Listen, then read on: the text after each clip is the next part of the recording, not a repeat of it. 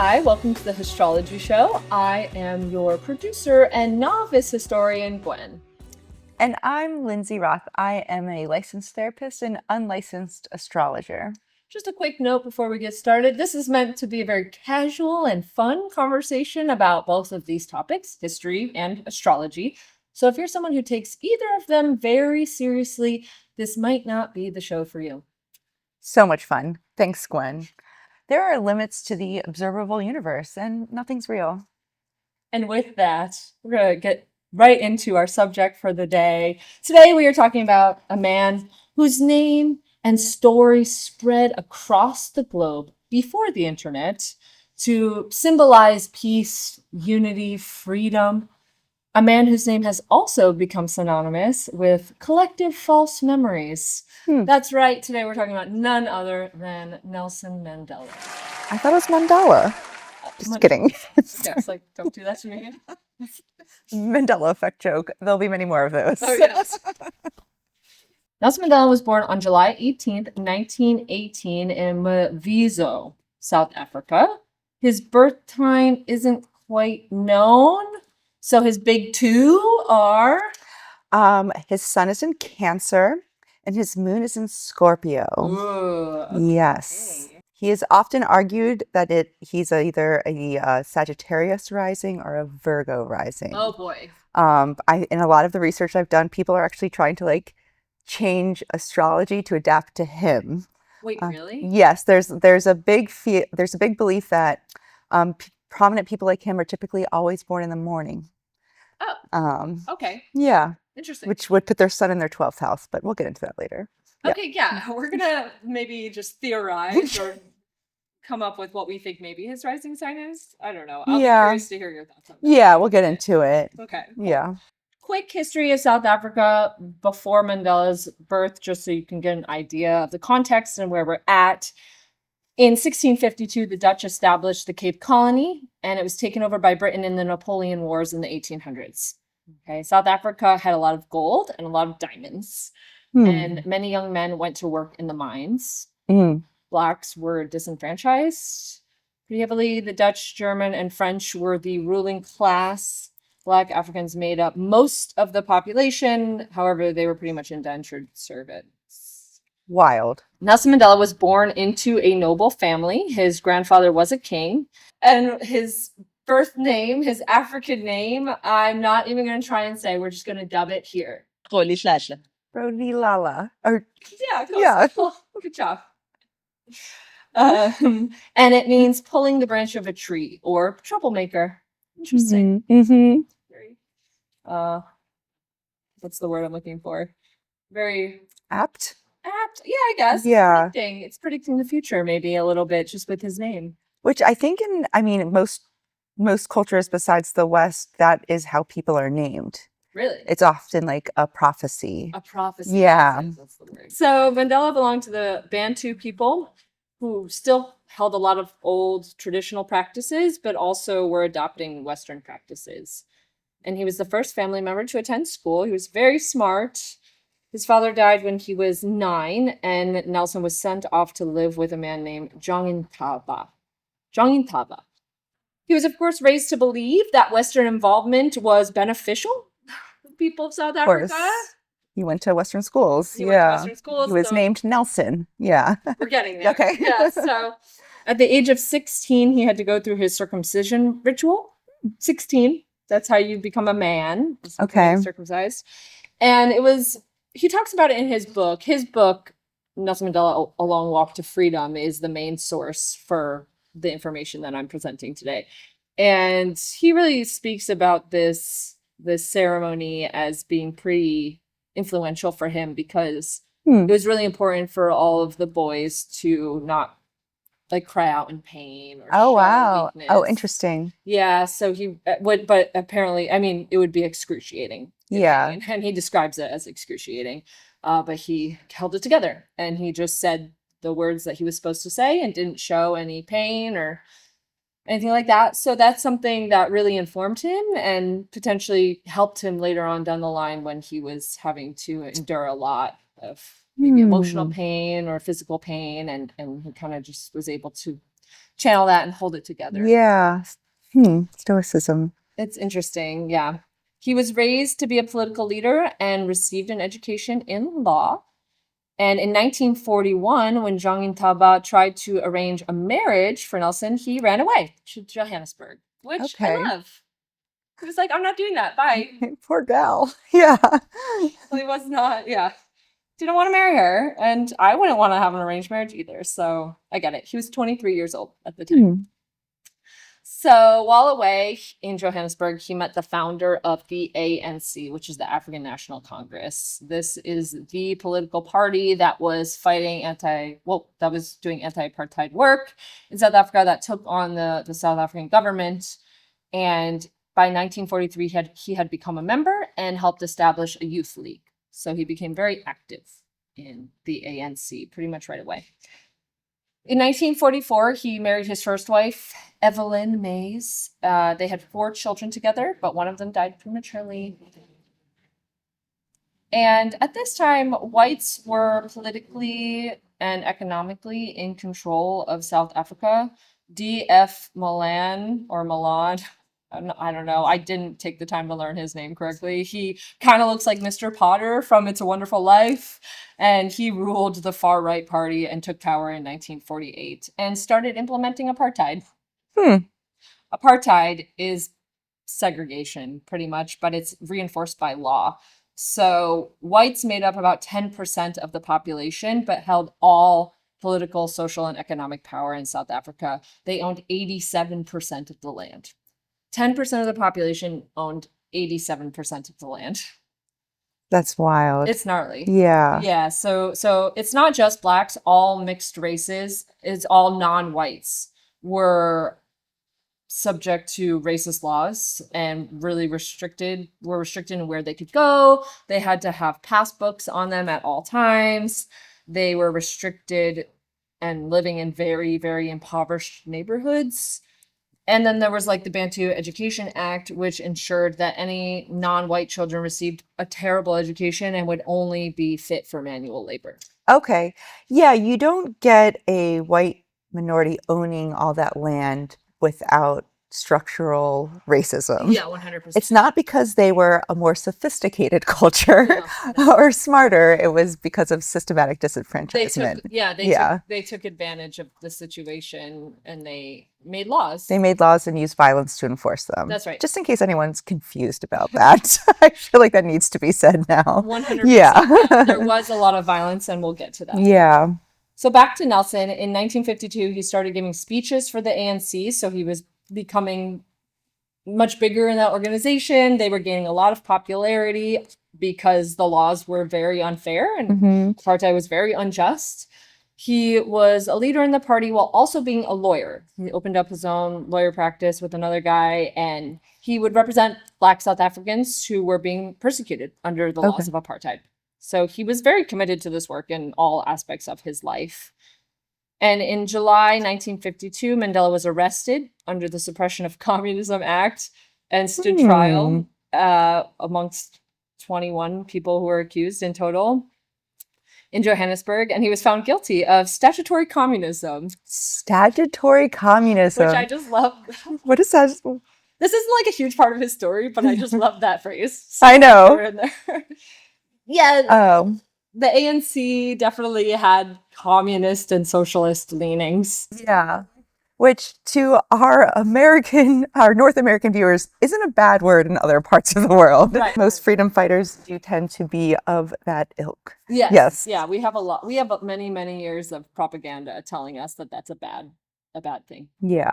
So keep that in mind.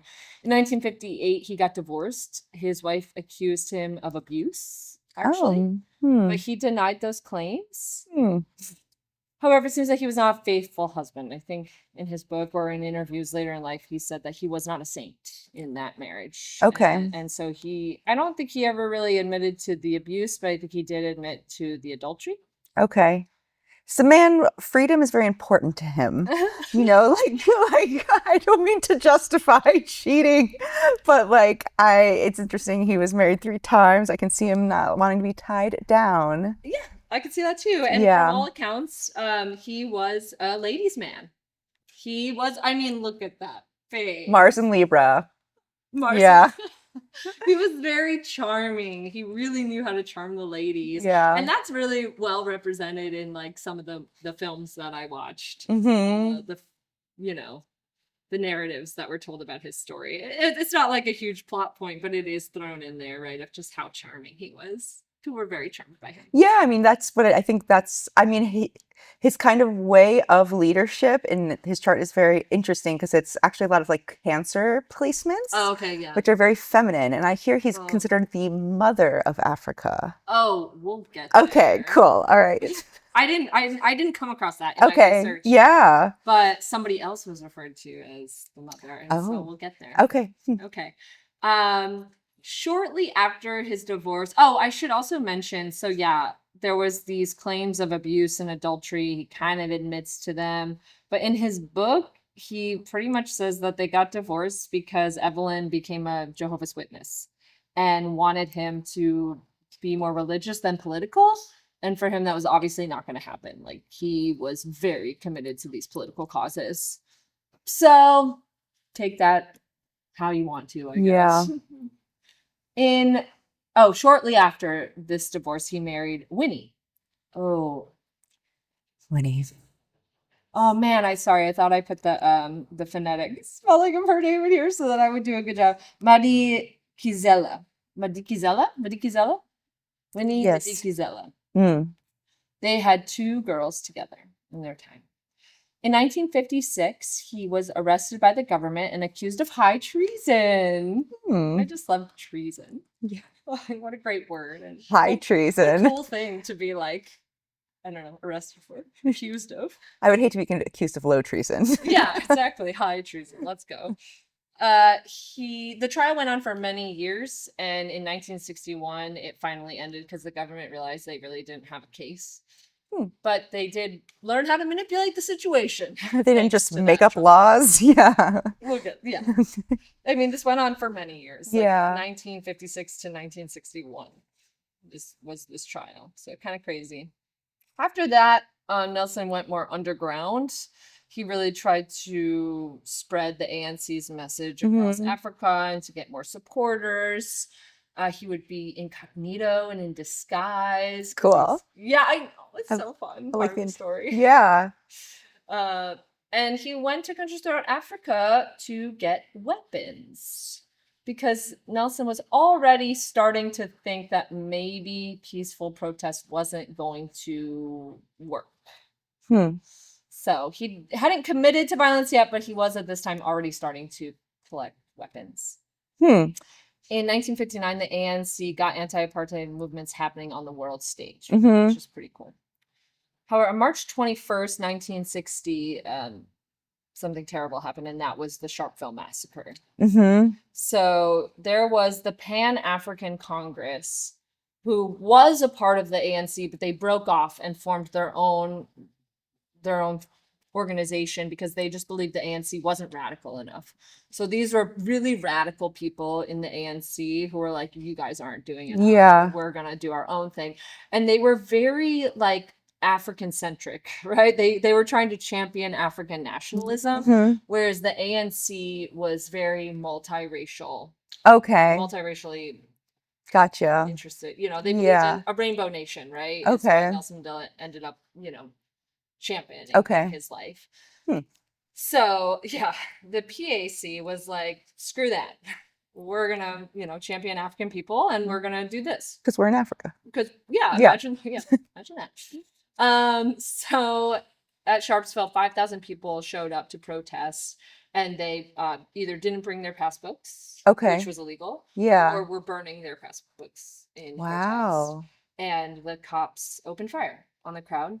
The number that you see online is 69 people were killed, but a recent book that dove into the Sharpeville Massacre claims that 91 people were killed. Wow. And 238 were injured. Yeah. Most of these injuries were obtained in the back when they were running away from the situation. That's, when he was about 41. So in this kind of Neptune square approaching his Uranus opposition, which again is like this midlife moment Oh, totally. where people kind of tend to readjust what they're doing. And Yeah. it sounds like that might have happened for him. That's exactly what Okay, happened. It was interesting. a big eye opener for him. Interesting. This is when he truly felt, okay, peaceful protest isn't going to work. These Fascinating. people are killing us. They're murdering us. And so he actually started an armed wing of the ANC at this point.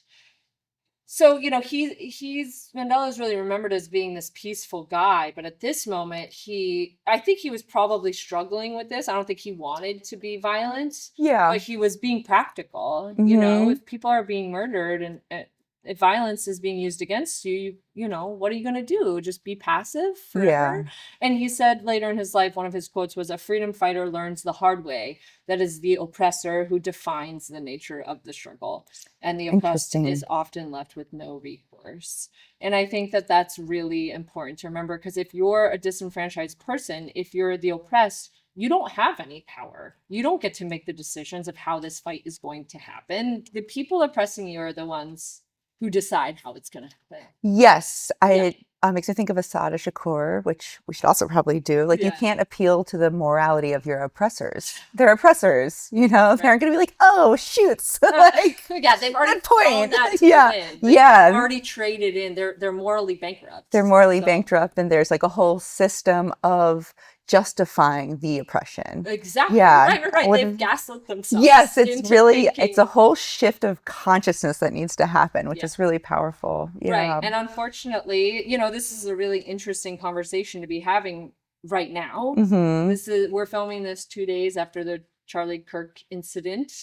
And so it's a big discussion right now as to how much political violence is warranted. You know, what is warranted and what isn't. Yes. Unfortunately, in this case, I do believe that violence was being put down on these people, so they had to answer with violence or else be completely stuck, you know. Yes, there's a normalization of state violence. Like, that's deemed like acceptable or valid violence. It just wasn't. Yeah. It just wasn't. They were...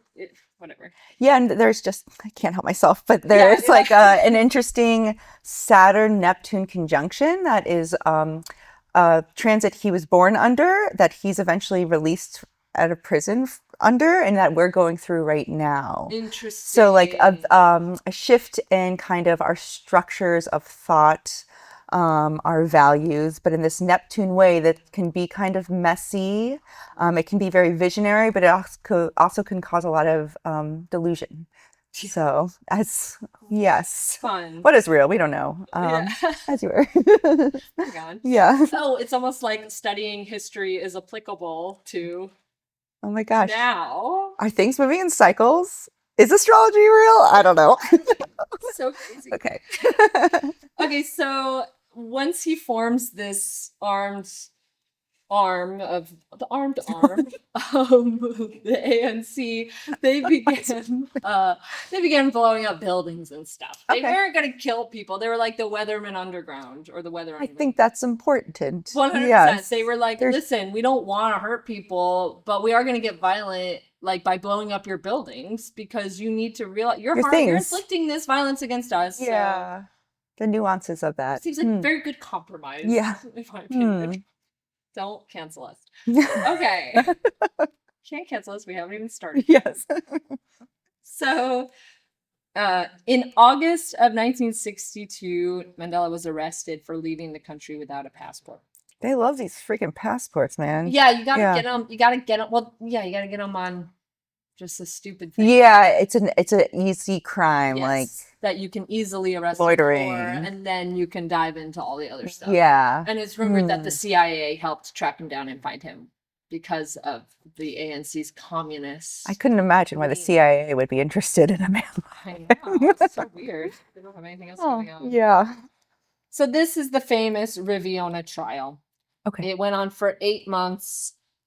Mandela and his comrades were charged on 4 counts of sabotage and conspiracy to violently overthrow the government. Again, not really their plan. Interesting. Yeah. You know what I mean? They were just trying to be like, quit it with anti-apartheid, you know? Maybe they were trying to just take over the whole government again. Ironically, that's what happened. Well, they ended up compromising. Okay. Right? Not spoiler Yeah, alert. okay. They ended up Sorry. working together in the end. I wouldn't have been mad if they were trying to overthrow the government. Seems appropriate. These people are from South Africa. And Yeah, they're like, it's their maybe, country. yeah. And I guess at this point, these people are also from South Africa because they've been here since the 1600s. Okay. But yeah. come on, let's get real. Yes, we say this broadcasting from the occupied Kingdom of Hawaii. So, That's right. yeah. Let's get real. If Yeah. you want to overthrow the government, I kind of support you. Yeah. Yeah. Their approach to the trial was really unique. They didn't deny their crimes. They just defended why their crimes were necessary. Oh, how interesting. Totally. Yeah. Totally, which is really cool. Yeah. I mean, they really stood by what they did, and they were like, the laws are unjust, so we Yeah. must defy them. And this is when Nelson gave his very iconic speech. It was over 3 hours long about why their actions were justified. Wow. That's pretty much it. Like, that's what happened in the trial, right? It's not like they did, well, I don't know, trial terms, but when different people talk and give their Deposition? deposition. Yes. Yeah, I was like, it was like kind of their. Yeah. Okay, yeah. When they do that, when they, defend themselves, they pretty much just gave the mic to Nelson. And Okay. Nelson spoke for 3 hours. That's incredible. Yeah. Who has the attention span these days? Well, yeah, and Yeah. that was part of the strategy. Okay. I think, too, was to really wear people down. Oh, how interesting. Yeah. I mean, he was a lawyer too, so you have to remember he is approaching this he knows the law. Yeah. So he knows what works in trial and what doesn't. And so he spoke for over 3 hours, pretty crazy. And he ends his speech with, "During my lifetime, I have dedicated myself to the struggle of the African people. I have fought against white domination, and I have fought against Black domination." Interesting quote. "I have cherished the ideal of a democratic and free society in which all persons live together in harmony and with equal opportunities. It is an ideal which I hope to live for and achieve, but if needs be, it is an ideal for which I am prepared to die." And they expected that. They expected to get the death penalty. These are pretty serious crimes. However, they were sentenced to life in prison. Okay. Instead of the death penalty. So that was a big win. Yeah. Big win. So this is when Nelson and his comrades were sent to Robben Island. They spent about 20 years there. Concrete cells, straw mats on the ground, not even shitty mattresses. Yeah. Totally cut off from the world. They were made to work in the quarries. Yeah. While he was imprisoned, his mother died and his son died. He was not allowed to leave and attend either of those funerals or to grieve properly, which we hate. In prison, he still fought for small rights, like being able to wear pants because they had to wear shorts, and also being able to start a garden. Cute. Super cute. Yeah. He really made the most of it. Yeah. Amazing. He that's interesting. Yeah. Anywhere he went. Yeah. He was like, I'm going to fight this, and he would make compelling arguments, and he was granted everything that he asked for with time. He wasn't allowed to leave for the funeral. Yeah. But yeah, he was able to make a thriving garden, which in his book, he speaks really eloquently about. I really love that part of the book. He talks about just the things he was able to learn, because when you're in prison, you just have to be really present, Yes, there's a lot of really interesting initiatives in prisons today that often get defunded, but just have such better outcomes and are really crucial to just a quality of life that people still deserve. Right. It's almost like prison should be trying to actually rehabilitate people and help them in these ways. Yes. Maybe we should do that. Yeah. But yeah. If they get rid of those incentives, maybe that's not the goal for these people. No, it's just punishment. The term we would use for someone like Nelson Mandela is mercurial. So he has very interesting Gemini placements. Gemini is ruled by Mercury, and Mercury, which you might know about from Mercury retrograde, he just has the gift of gab. Yeah, he's just excellent with words. It shows that he's had lifetimes of really perfecting that. Yes. And just in this lifetime, it's combined with this Sagittarian energy of wisdom and philosophy. So he can kind of master big picture thinking, but with clever language, which not everyone can do. That's Yeah. really interesting. Mhm. While Mandela is imprisoned, the ANC gets support from the Soviet Union. So yeah, there were some communist and socialist leanings there for sure. And the Soweto Rebellion happens. This is where thousands of young students protest after being told they needed to learn the oppressor's language, which is Afrikaans, in their school. And they were like, no, we don't want to do that. And so thousands of children, high school and younger, protested this. And the police did what they do best. Okay. And opened fire Yeah. on these children. Really? Oh, yeah. Who like didn't want to change the whole language they spoke. Yeah. Like I think like that's such a wild thing to think of. Yeah. Yeah, it's gnarly. And it's cool to think of children have such a good moral compass already. They have not really been clouded by Yeah. the world, or and so they really just didn't want to do it. They're like, no, we're not going to do that. And they showed up, they protested, and they were murdered. Okay. Yeah, because then they wouldn't like they'd have different communication than their parents and ancestors. Like language is so powerful. language is so Mercury. powerful. Yeah. Yeah, so many. I mean, yeah, like I said, we're in occupied Hawaii right now, and the Hawaiian language was outlawed. Yes. And you really destroy a culture when you don't let them speak in their native tongue, because there's so much nuance in language Yes. that doesn't translate. Yeah. Let alone the generational wisdom that gets lost. Yeah. Totally. So we are with the students. We support their protests, but the number of casualties is a lot. It's not quite certain, but it could be anywhere from 176 to 600. That's incredible. Huge numbers. And a reminder, these are children. Yeah, that's what it took. Violence. Hmm. And it is at this point that we need to talk about Winnie. Okay. Nelson Mandela is known worldwide. Almost everybody knows his name. I didn't know Winnie Mandela's name until I started diving into this research. Mm-hmm. So she deserves a lot more credit than she gets. When Nelson was in prison, she was constantly harassed by the police. Of course. They would break into her house all times of the day. She had 2 young girls. Oh my gosh.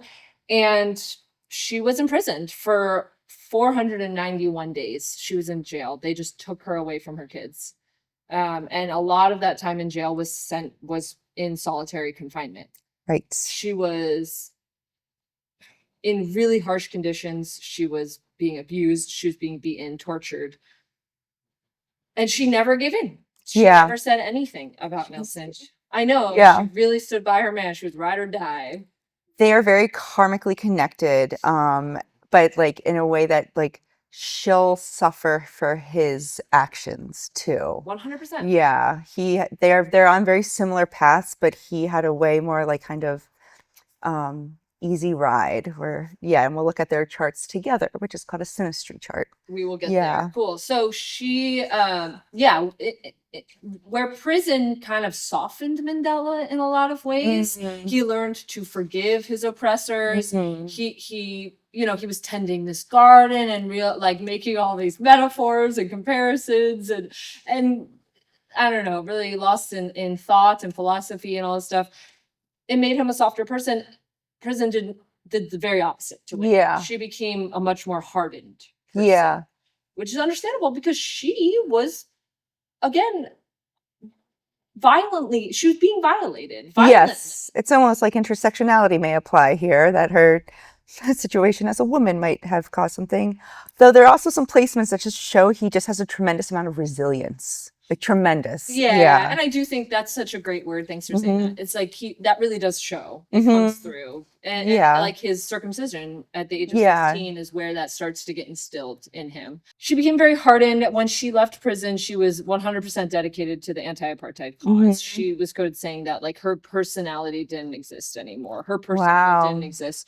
Winnie Mandela as a personal person ceased to exist, and now is only Winnie Mandela, the anti-apartheid activist, the political version of her. All that was left. Yeah. When she left, she became a comfort to mothers who were losing children.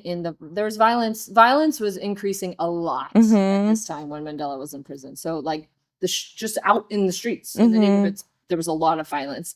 So mothers were losing their children. Winnie was a comfort to them. She was banished from her home, but she still she still did whatever she could to just help the community. Yeah. You know, she was opening up clinics because she was a nurse. She was a trained nurse. So Okay. she was opening up health clinics. She was addressing hunger, and she was keeping Mandela's name alive. Yeah. She was making sure that nobody was forgetting about Nelson.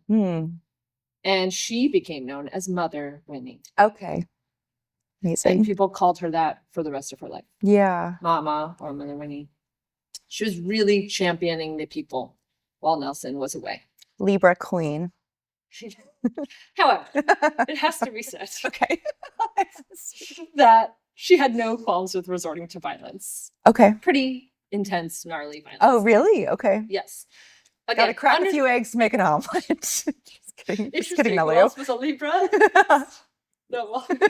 I was thinking Kirk. Oh, yes. And then Yahoo. Okay. Oh, gosh. Okay. Anyway, it's understandable why she would resort to violence, considering how much violence was bestowed upon her. Yeah. Suffering from PTSD, for sure. Absolutely. Which is why he's also so exceptional. Like, right? I think that's why we glorify him. Because Well, yeah, but I also think that for Nelson, violence was kind of theoretical. Oh, that's a very good point. I don't know how much violence he was actually... He wasn't for the streets. He was an attorney. And so for him, it was more theoretical. But for Winnie and the population at the time, the Black population, it was a reality. Every day. Serious reality. Good point. And so she gave a famous speech where she kind of endorsed the use of necklacing. Necklacing, which is when they would put tires around people filled with petrol and light them on fire to burn people alive.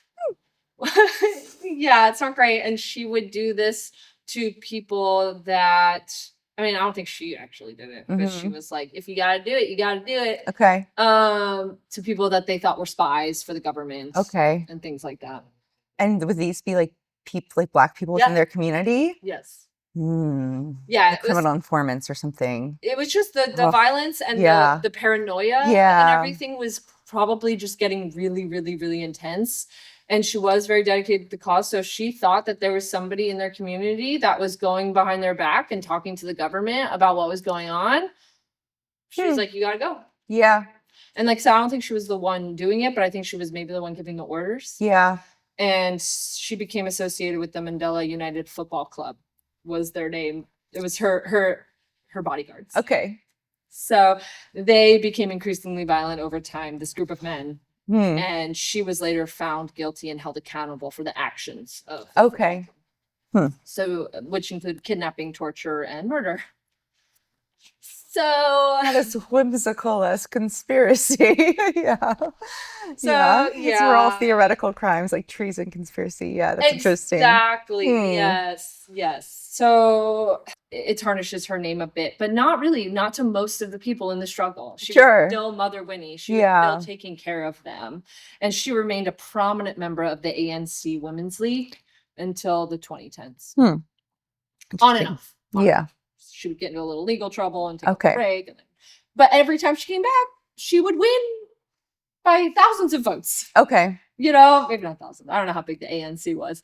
But she would overwhelmingly win the majority and be a leader in that organization. So people still loved her despite all of that. So back to Nelson. His story gets spread around the world. He becomes the global face of the anti-apartheid movement, as we know. Music really helped spread his message. Folk music in the Americas and Europe. There was a song called Free Nelson Mandela that hit number 9 on the UK music charts. So that's how big of a global sensation this was becoming. He was the moment. Yeah.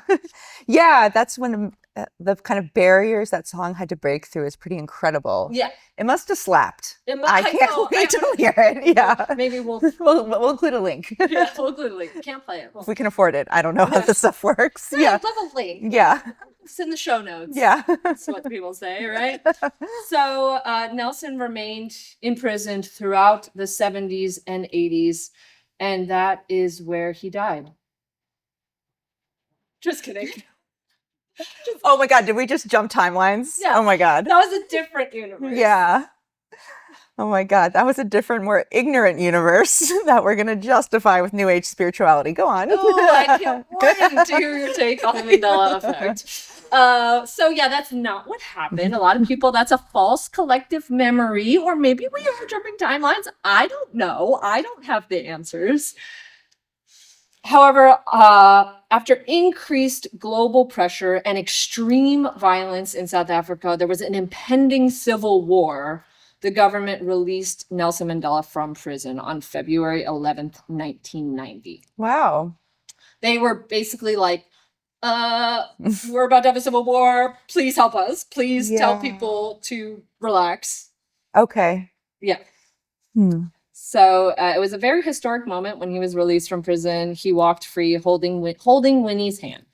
Okay, she was there with him. They drove to Cape Town City Hall through huge crowds. He gave a speech declaring his commitment to peace and reconciliation with the white minority. Okay, which Strategic. is very strategic. Mm-hmm. And he made it clear that the ANC's armed struggle was not over and would continue as a purely defensive action against the violence of apartheid. He expressed hope that the government would agree to negotiations and that there may no longer be the need for the armed struggle, and insisted that his main focus was going to bring peace to the Black majority and give them the right to vote. Really an incredible feat when we look at like global struggles. This Right. is an incredible accomplishment to get a reigning government Right. to like negotiate.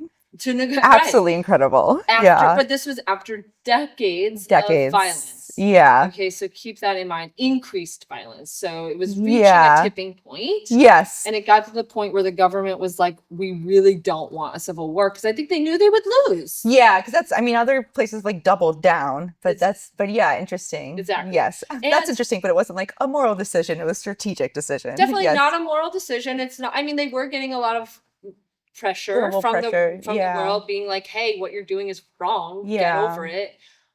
So maybe, but I doubt it. I just don't think so. I think that it was very strategic by the government. I think they were looking out for themselves. Mhm. I think that Nelson potentially was picked. Well, his name had been spread across the world. He became the symbol. Mhm. But it's interesting. There were plenty of people fighting for anti-apartheid, but he was the one who was very adamant about reconciliation. Yes, he had the Forgiveness. message. He had the message that worked out best for the white people. Yes. Which is interesting. Mhm. And he claimed to have never been a communist. Oh, that seems important. That seemed Okay. like it would be of interest to We have the a link. government. We have a link to another image in the show notes. Never a communist. Yeah. He said that most communists were atheists, and that didn't rub him the right way. However, religion, I don't know if it's ever really a big part of his story. It seems a little fishy to me. I don't mean to be a conspiracy theorist, but it just does seem... Seems like the man knew what to say. Mercurial, He knew right? what to say. So, like, white Christian power holders, communism, no. I love Jesus. Yeah, Let's I get along. want to open up our global economy. Yeah, exactly. He's using buzzwords like global economies and things like that. But he really is like appealing to other governments. He's saying, invest in South Africa. Your investments will come back. Got to crack a few eggs to make it all. Oh, God, it's so annoying. So this is like where a lot of people think that Mandela was a sellout. Okay. A lot of people in the struggle believed that he was a sellout and that Winnie was the true champion of the people. Yeah, but we need all types of leaders. It's a house with many rooms. That's very interesting. Yeah. Yeah. In 1993, he accepted the Nobel Peace Prize. His book, Nelson Mandela, A Long Walk to Freedom, was published in 1994. And apartheid officially ended in South Africa in 1994 as well, with the country's first democratic all-race elections held on April 27th, 1994, which resulted in Nelson Mandela becoming the first Black president of South Africa. He won over 60% of the votes. Which right, because it's mostly Black people there. Yeah, I mean, that's insane. I can see why democracy wouldn't be appealing to a white minority rulership. Exactly. Yeah. Over 6% of the votes is a blowout. That's yeah, insane. yeah. This event marked the official end of the racially segregated system and the beginning of a new democratic era. Yeah. As president, Nelson Mandela put money towards welfare, and infrastructure instead of the military. He opened up the foreign markets. They had been boycotted because of apartheid. Right. He reformed labor laws. He worked on basic healthcare, education, electricity, and clean water to many more South Africans. On an international level, he thought that Israel should chill. Okay. Was open about that. He encouraged Pakistan and India to also chill. He mediated the end of violence in Rwanda between the Hutsus and the Tutsis. He was very critical of the U.S. government invading Iraq. I could see why. Mugabe had become a dictator in Zimbabwe, and he condemned him. Mm-hmm. And he started a foundation for AIDS, which he gave a third of his paycheck to. Okay. Which is huge. His son would later die from that disease. Mm-hmm. But there are plenty of critiques of Mandela and his policies. So there was still a lot of poverty. The whites were still very financially well off. Okay, so things weren't like changed. Imagine that. Things didn't immediately change with this. I mean, it's seen as it's a very symbolic victory. Gotcha. Right? But he didn't do enough. Like he didn't redistribute lands. Yeah. How do you not redistribute land? I don't know if he'd be president if he did. So, right? yeah. Like, that's crazy. Though, yeah, interesting. You know? That's a big one for me personally. Like, obviously, he's a great guy, but like, and that's not why radical enough. That's why we have a Burning Man in South Africa today. Oh. We do. Yeah. Okay. Oh, that makes sense. Okay. There's still a lot of crime, and he didn't take the spread of AIDS as seriously as he should have. He really regretted that. Obviously, his son died of the disease, so that was one of his biggest political regrets. There was a lot of critiques for him not being as radical, like I said, as he could have been. He had a friendship with Gaddafi, or at least my favorite dictator. We'll get to him. Yeah. He was also into Pan-African nationalism. I can see why they get along. Yeah. Yes, they had a very similar mindset and goal. Gaddafi was very Pan-Africanist, and Mandela supported that. However, Gaddafi was very violent. Yes. So. Yes, which is what we know about these African leaders. I think he's like one of the rare African leaders that didn't get associated with so much violence. Right. I just really encourage our white European watchers to consider what it's like to be an African person ruled by Europeans. Right. You know, like I said, a lot of people think that Mandela was kind of a sellout and that Winnie was the true hero of the cause. It's also important, to take in. I didn't do enough of a deep dive about this, so I'm sorry, but I am just going to throw out this buzzword, neo-imperialism. Okay. Right? Like people coming in and wanting to be involved in the economies of these places that are very rich in resources.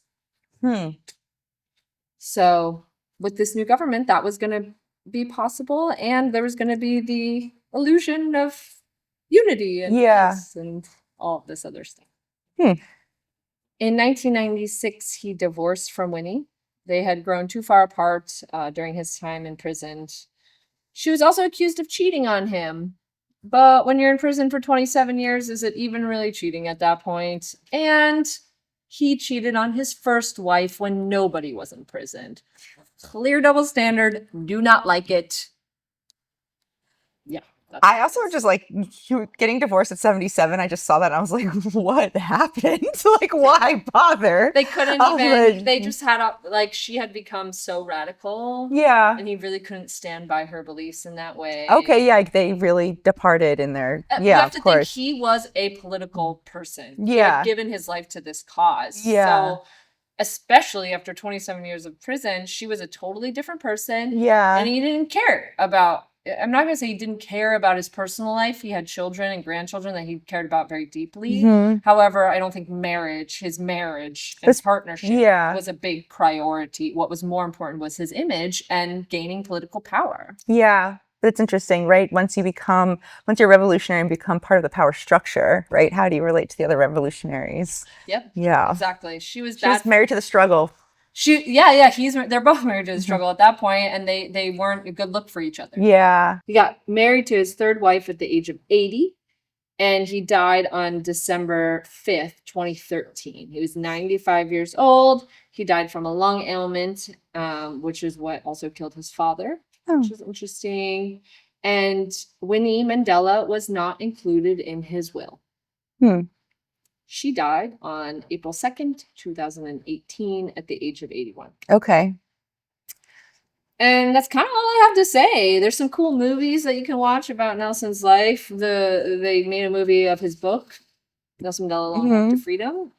That was for a biopic, it's pretty good.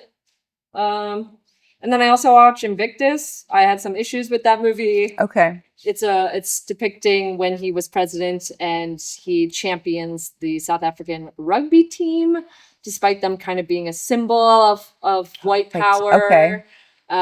He, I guess, knew the symbolism behind sports.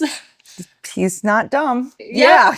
And he was like, we have to get behind this team. We have to support them. They ended up winning the World Cup against all odds. So it is just like a classic like, sports like feel good story. Stars Matt Damon and Morgan Freeman, which is why I was excited to watch it. However, there's some issues with the script that I don't love. So it's okay.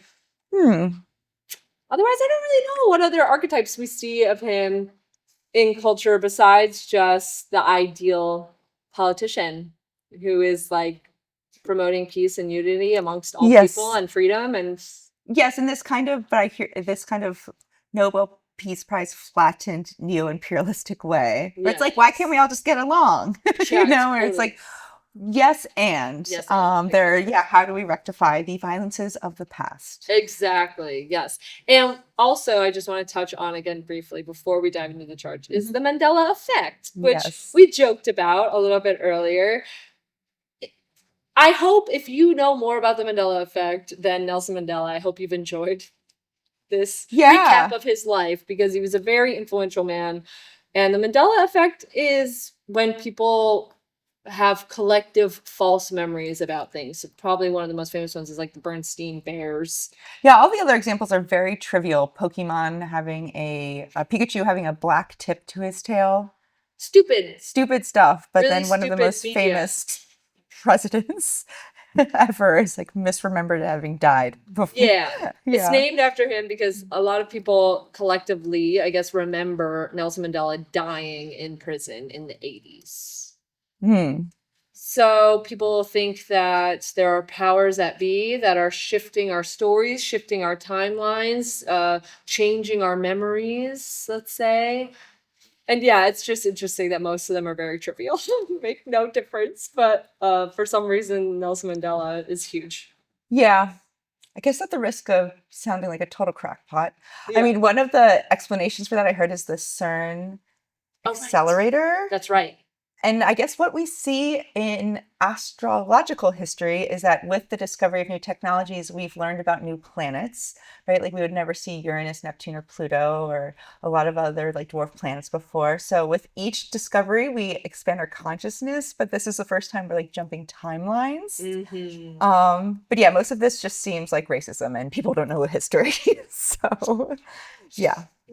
Interesting. We'd love to hear your feedback. Tell me why I'm wrong about the Mandela effect. Yeah. What are we missing here? Cool. All right. Tell us about the astrology. Like how do you sum up such a complex life? But I'd say if you've seen our previous episodes, we looked at kind of what we call like the more major aspects in astrology. Like oppositions and squares, right? These are how the planets are related to each other mathematically in the sky.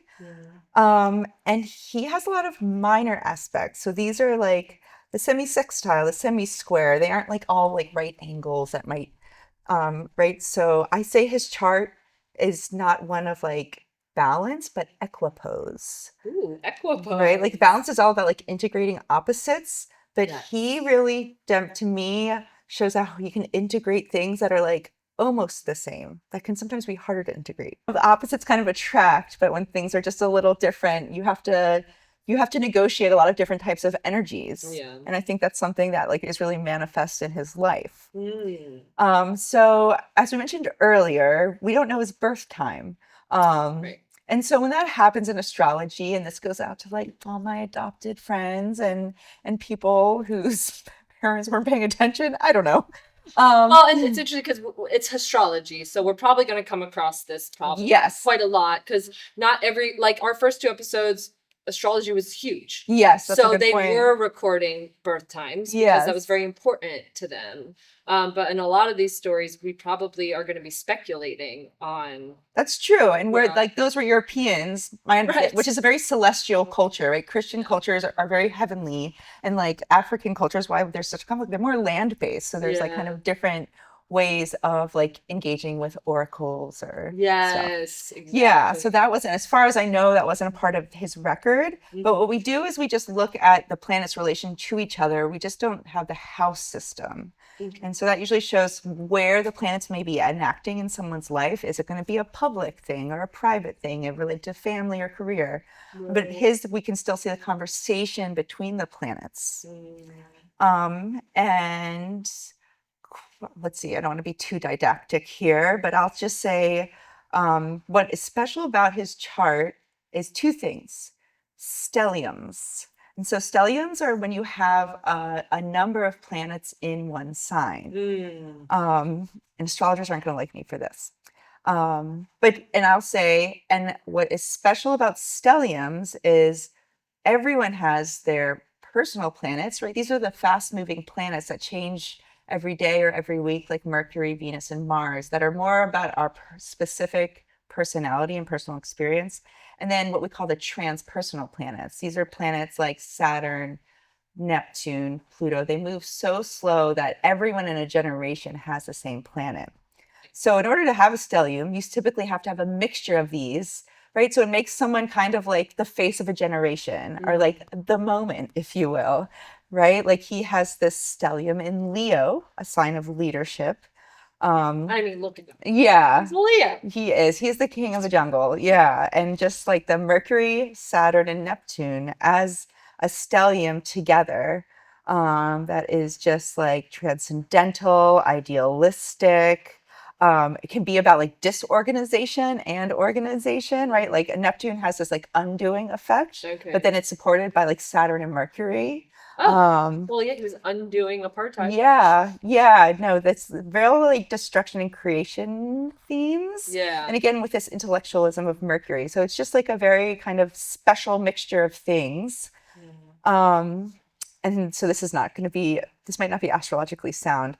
He almost has a stellium in Cancer, which I think also shows his power. Because the thing about stelliums, and I invite everyone to look at their own chart, a lot of people might like think they're a Libra and then realize they have a stellium in Scorpio. Oh God! What a nightmare! It's not that bad, and I bet you Gwen does, because it's typically when we have like too much of one thing. If you're like, oh, I hate Aries, I bet you have a stellium in Aries. You know, it's such a big energetic thing to work with. It's usually kind of disowned. It's me. I have a ton in Capricorn. Okay, she sure do. But I identify so much as an Aquarius, so I hate it. Yeah, right. And so I think so much just from like the therapeutic lens, right? How do we integrate these disowned parts of ourselves? Yeah. Which I'm sure if you're sitting in prison for 27 years, you get to do some shadow work, which the man did. Yeah, you have some time to deal with these. Yeah, because as much as we might like criticize him for maybe like buying in or selling out, could you imagine being at the same table as your oppressor and not just like smacking a bitch? Oh, 100%. But maybe that's my Scorpio. Yeah. He was playing the long game. He was playing the long game. Somebody has to do that. Somebody has to.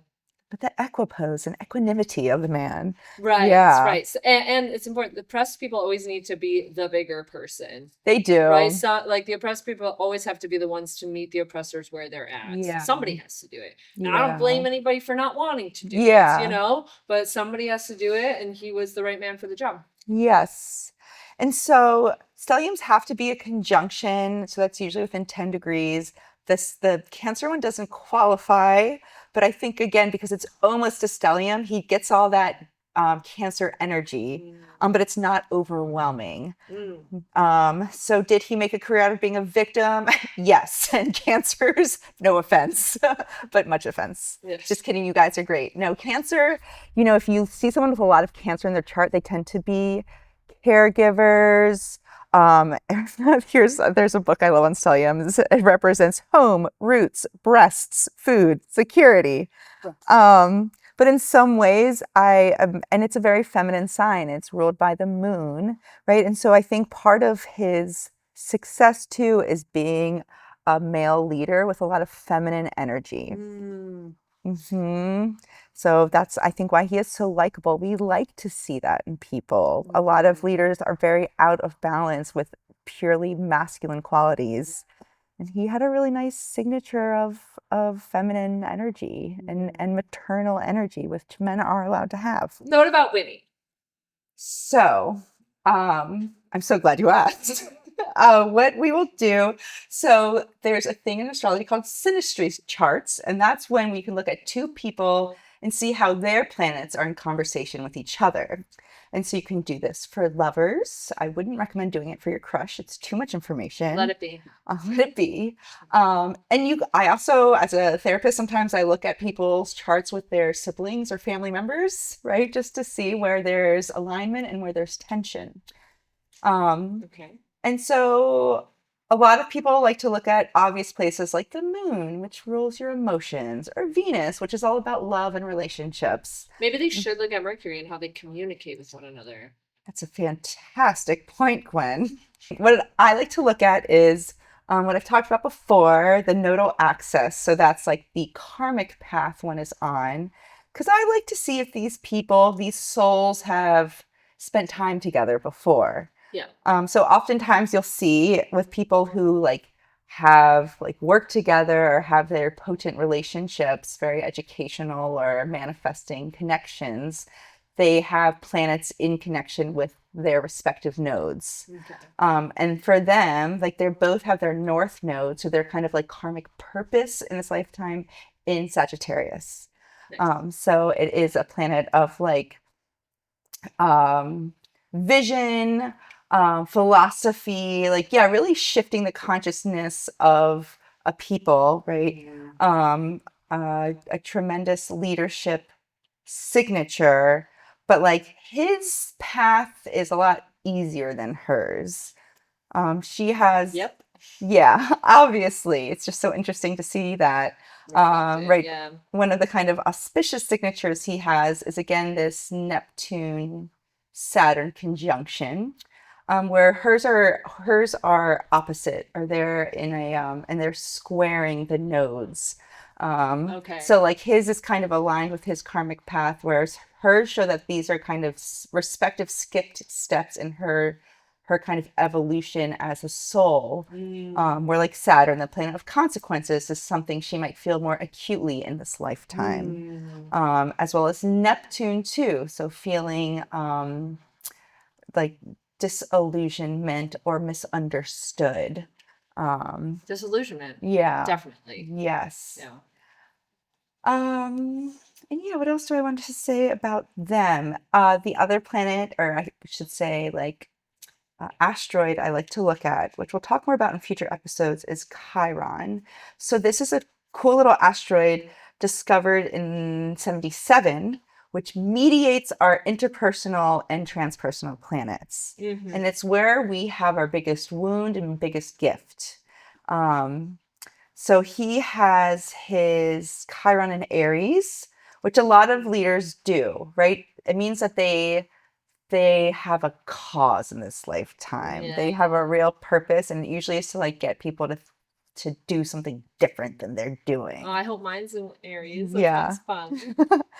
I mean, it's not always fun. Yeah. You suffer for your purpose. We all do. That's why karma's a bitch. Yeah. Sorry. A B word.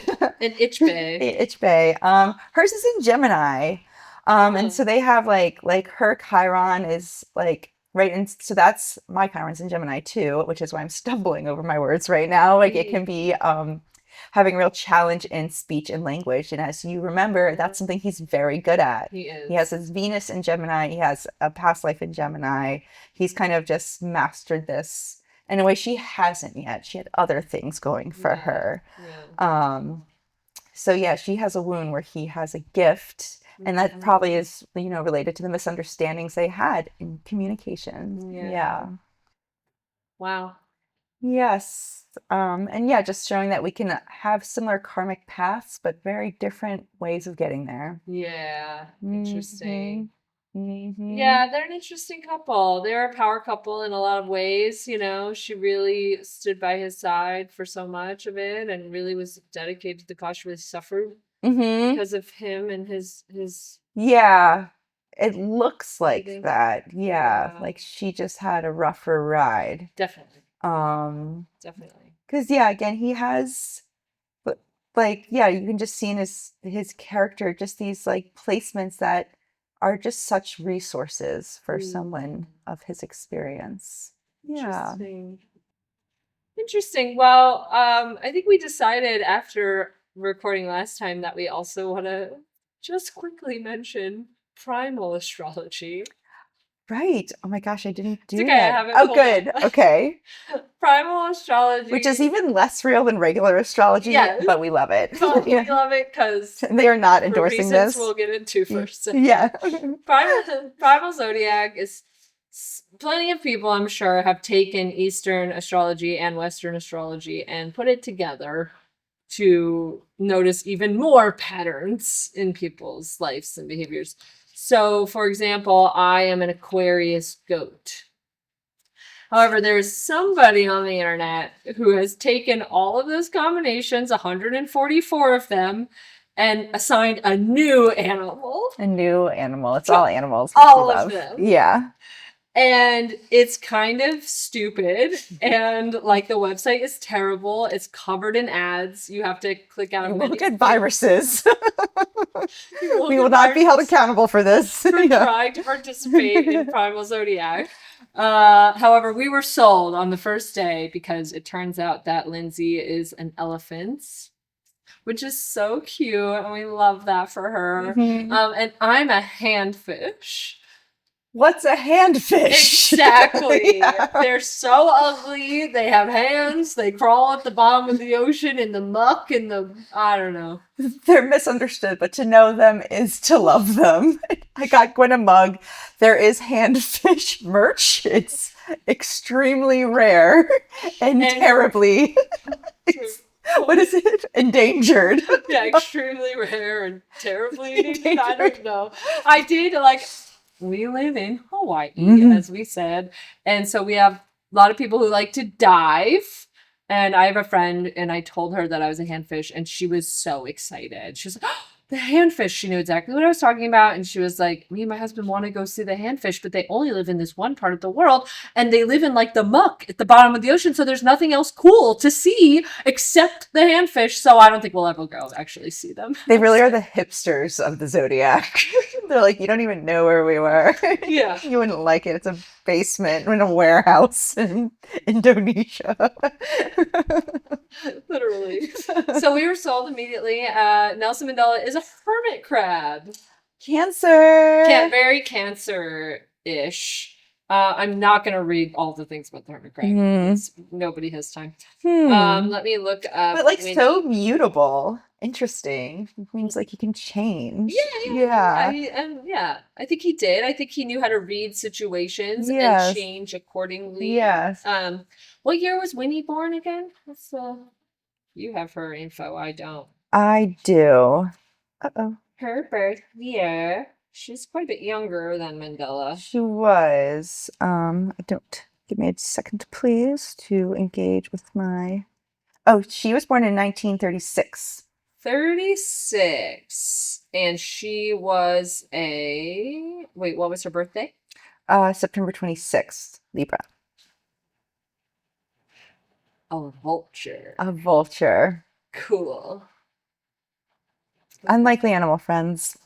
Vulture and hermit crab. Just like us, I would stomp on a handfish in a minute and not even notice. No. Elephants are so... Just grab me with your creepy little hands. I really definitely like anthropomorphized elephants. I think we all do. That's true. See the show notes for more handfish content. So excited. Well, that's it. That's all we have for astrology today. Thanks for joining us and learning about Nelson Mandela, the Mandela effect, Winnie Mandela, of course. Our next episode, we're going to be talking about Harriet Tubman. Another freedom fighter. Let's go. Yeah, we're in a mood. we're in America. Yeah. Everything we've done is super applicable to things that are happening in the world. So it'd be interesting to see how Harriet's story is still prevalent today. Yes. Yeah, because we are in America, kind of. At least that's our native land. Yes, and the So- language forced upon us here. So This will be our first person from North America. that's true. Yeah. Awesome. Yay. Thanks, everyone. Thanks, guys. Bye.